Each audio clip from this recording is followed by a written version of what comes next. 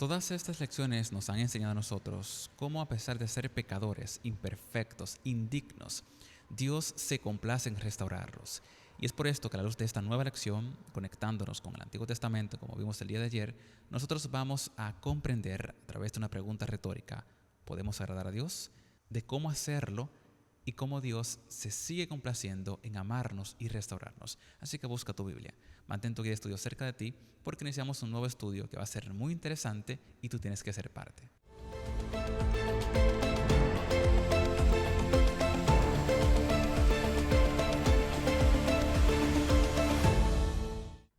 Te agradecemos por seguir con nosotros estudiando tu lección de escuela sabática. Como ya fue presentado en nuestra introducción, hoy nosotros vamos a seguir estudiando a través del Antiguo Testamento cómo complacer a Dios. Isaías capítulo 43, versículo 4, Salmo capítulo 149, versículo 4 y Proverbios su capítulo 15, los versos 8 y 9, nosotros reafirmaremos, y fíjense en esta palabra, reafirmaremos que sí podemos complacer a Dios y que Dios se complace en amarnos. El autor de la lección, en primera instancia, como usted ve en su pantalla, nos presenta dos preguntas, las cuales guiarán el estudio del día de hoy como el estudio del día de mañana. Para hoy nosotros veremos la perspectiva de cómo Dios, siendo el dueño de todo, que te invitamos a leer la pregunta y a leer la lección, se complace en prestar atención a estas diminutas e insignificantes criaturas existentes en el planeta Tierra. Y el día de mañana veremos cómo nosotros, siendo esas criaturas insignificantes, sí podemos agradar a Dios. Pero nuestro contexto principal y lo que queremos presentarte se encuentra en Isaías 43, Salmos y Proverbios. Pero para eso nosotros tenemos que contextualizar un poco. Cuando vamos a la historia y comprendemos más qué estos textos presentan y cómo estos se conectan, nosotros podemos analizar que en Isaías nosotros vemos a ese Dios que se digna, a pesar del pueblo ser inmerecedor y pecador, en amarlo y restaurarlo. Dios se goza en restaurar a su pueblo. Cuando vamos a Salmo, capítulo 149, versículo 4, nosotros comprendemos que en ese proceso de salvación, donde Dios se mueve a restaurar a su pueblo, Él se deleita, porque es un deleite divino cuando Dios restaura a ese ser caído. Cuando Dios nos restaura a nosotros, Dios se deleita. Finalmente, cuando vamos a Proverbios, su capítulo 15, los versos 8 al 9, vemos cómo nosotros tenemos que practicar la justicia en agradecimiento, vivir en la santidad y permanecer obedeciendo a Dios. Y ya viendo estas perspectivas de forma rápida, vamos a pasar a nuestros textos para después contextualizar y así extraer el mensaje correcto que nos presenta la Santa Escritura y la lección. Isaías, su capítulo 43, versículo 4 nos dice: porque a mis ojos fuiste de gran estima, fuiste honorable, yo te amé, daré pues hombres por ti, naciones por tu vida. Salmo 149, versículo 4 nos dice: porque Jehová tiene contentamiento de su pueblo, hermoseará a los humildes con la salvación. Proverbios, su capítulo 15, versículo 8 y 9 nos dice: el sacrificio de los impíos es abominación a Jehová, mas la oración de los rectos es su gozo. Abominación a Jehová es el camino de los impíos, mas el alma de que sigue a Jehová sigue siendo su justicia. Para nosotros entender más esto que nos presentan estos textos, tenemos que contextualizar un poco de la historia. Cuando usted lee el libro de Isaías, usted puede ver que en su primera parte, Isaías está profetizando a un pueblo que aún no está en cautiverio. Pero si te mantienen en esa idolatría, en buscar esos beneplácitos personales, estos iban a ser cautivos y finalmente, bajo sus decisiones y acciones, estuvieron en el cautiverio. Isaías presenta esas crisis espirituales, crisis políticas, crisis sociales que el pueblo estaba viviendo por sus decisiones. Este reino, el cual era la potencia, el reino de Dios, fue dividido después de la muerte de Salomón en el reino del sur y el reino del norte, donde Israel fue catalogado como el reino del norte y Judá el reino del sur, las 10 tribus, por sus desobediencias. Pero estos no solo fueron divididos internamente, sino que en el 722 fueron asediados por los asirios. Israel, este reino del norte, fue llevado en cautiverio, y aquellos los cuales Dios quería permanecer con estos fueron cauterizados. Y es a través de este contexto, viendo cómo Dios les advertía a través de los diferentes profetas, manténganse en la fidelidad.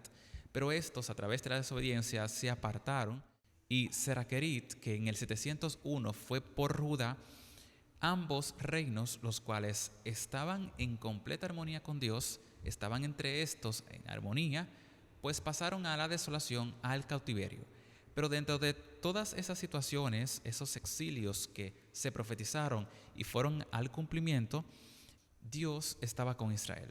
Y a pesar de estos estar en esas situaciones, Dios se permanecía estando con ellos. Y es por esto que Isaías, en este capítulo 43, que es el texto de estudio, Dios habla a través del profeta, dándoles a demostrar que en el futuro éste los iba a restaurar. Pero no solo esa restauración de ese cautiverio, sino a través de ese Mesías que de una vez por todas iba a traer la restauración, que fue Cristo Jesús cuando murió por nosotros, que nos dio la oportunidad del perdón de los pecados.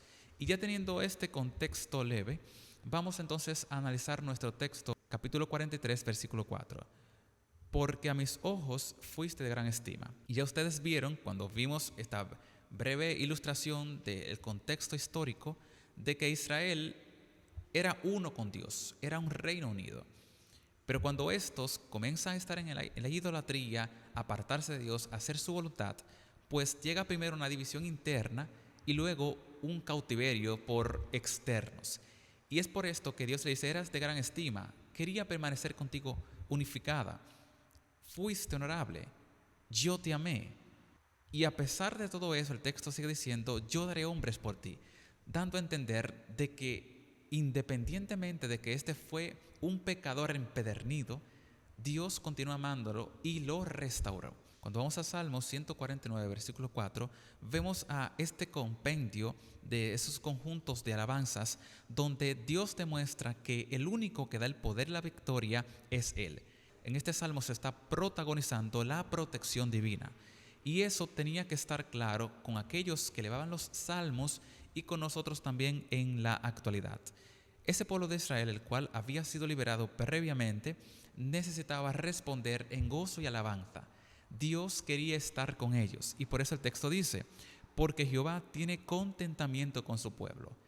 Dios quería que estos tuviesen contentamiento, pero sabiendo que Él es el que estaba contento con ellos. Dios era el que permanecía con Israel. Y éste se deleita, se contenta en salvarlos, en restaurarlos, a pesar de ser el dueño de todo, en estar. Y eso es un carácter de parte de Dios, ese carácter que se desprende del amor, esa humildad que se refleja en esa transformación que Dios hace con Israel, que se refleja a través de la salvación. Hermosos son los humildes que aceptan la salvación. Esa salvación que Dios también nos quiere otorgar a nosotros. Y cuando vamos a Proverbios, su capítulo 15, los versos 8 y 9, nosotros podemos entender cómo Dios se alegra con los justos, pero desprecia a los malvados. Y eso a nosotros nos ayuda a comprender que Dios lo que desea es una genuinidad. Nosotros podemos ser de esos malvados. A pesar de Dios amarnos, mantenernos lejos de Él. Y eso hoy es lo que queremos transmitirte a través del contexto de Isaías, lo que vimos en Salmo y cómo Dios presenta a través de Proverbios. Dios lo que desea es que nosotros seamos genuinos. Él se goza en salvarnos, Él se goza en restaurarnos. Y esto lo demostró a través de la historia con Israel, con Judá, con la iglesia primitiva, con nosotros en la actualidad, con los futuros que han de vivir antes de que Él venga por segunda vez. Dios se goza en restaurarnos y en establecer una relación con su pueblo, pero desea que nosotros practiquemos una justicia genuina. Y a través de esta lección, como usted ve en su pantalla, podemos observar y entender que Dios se complace en los seres humanos. Dios ama a cada uno de nosotros. Y estos textos nos enseñan que mientras pasemos por esos sacrificios, pasemos por esas penumbras acarreadas por nuestras decisiones, Dios va a permanecer amando a su pueblo, mostrando la sabiduría, mostrando su amor, y en medio de la angustia nos amará. Así que hoy nosotros te invitamos a ti, como vemos en la segunda carta a los Corintios, su capítulo 9, versículo 7, que cada uno de nosotros demos de corazón, no con tristeza, no por necesidad, porque Dios ama al dador alegre. Que nosotros devolvamos a Dios en agradecimiento, en complacencia, así como Él se complace en amarnos a nosotros. Y eso es a través de nuestra obediencia. Hoy decide obedecer a Dios. Hoy decide amarle. Hoy decide ser la bendita diferencia. Y nosotros confiamos que a través de este breve estudio usted reafirme eso que por mucho tiempo le hemos venido indicando y que a través de la historia y la Biblia usted ha aprendido. Dios nos ama, pero desea que nosotros también hagamos nuestra parte. Así que practique la justicia, practique la sabiduría, practique devolver en agradecimiento, agradece ese amor de Dios y esa complacencia que Él tiene hacia nosotros. Que Dios te bendiga y nos vemos en nuestra próxima lección en la cual estaremos analizando esas piedras vivas.